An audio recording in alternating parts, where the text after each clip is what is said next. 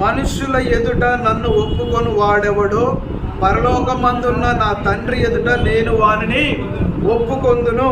మనుషుల ఎదుట ఎవడు నన్ను ఎరుగననునో వారిని పరలోకమందున్న నా తండ్రి ఎదుట నేనును ఎరుగనందును.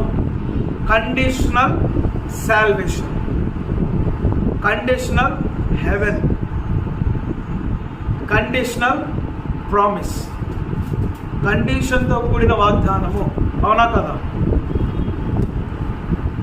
నువ్వు ఈరోజు సమాజం ఎదుట, మనుషుల ఎదుట యేసుక్రీస్తు నా రక్షకుడని నువ్వు నన్ను ఒప్పుకుంటే పరలోక రాజ్యంలో నా తండ్రి ఎదుట ఇతడు నా కుమారుడని నేను ఒప్పుకుంటాను. ఎందుకో తెలుసా? పరలోక రాజ్యానికి ద్వారం ఎవరండి? మార్గం ఎవరండి? అందుకే యోహాను సువార్తలో ఏమంటాడు? నేనే మార్గము, నేనే సత్యము, నేనే జీవము, నా ద్వారా తప్ప ఎవడును పరలోక రాజ్యము చేరలేడు, తండ్రి యొద్దకు రాడు. యేసు క్రీస్తు అదే మార్గాన్ని, అదే ద్వారాన్ని, అదే క్రీస్తులను ఈ లోకంలో ఒప్పుకోకపోతే పరలోక రాజ్యంలో ఒప్పుకోలేదు కనుక అదే ద్వారం నీకు తెరవబడుతుందా? తెరవబడదు. This only one entrance to the heaven. This only one entrance, one way. That is none other than our Lord Jesus Christ. Whoever confess him in the public, he will confess in the heaven.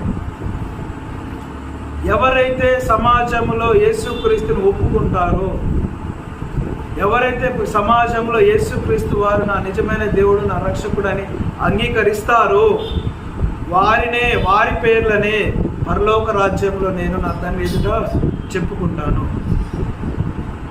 నా తండ్రిని ఒప్పింపజేస్తాను. ఈరోజు నువ్వు భయపడితే, ఈరోజు నువ్వు నోరు మూసుకుంటే నిన్ను గురించి దేవుడు అక్కడ నోరు మూసుకుంటాడు. ఈరోజు నువ్వు వెనకడిగేస్తే నిన్ను గురించి దేవుడు అక్కడ వెనకడిగేస్తాడు.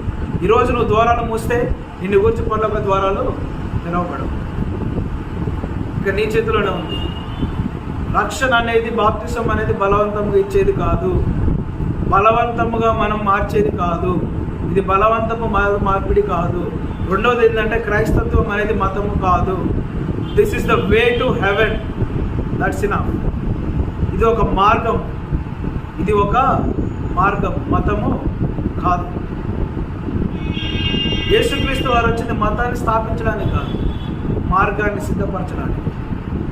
కాబట్టి ఈరోజు దేవుని సేవకుని నేను చెప్పే ఒకటే విషయం, నా బాధ్యత వాక్యంలో ఉన్నది చెప్పడం.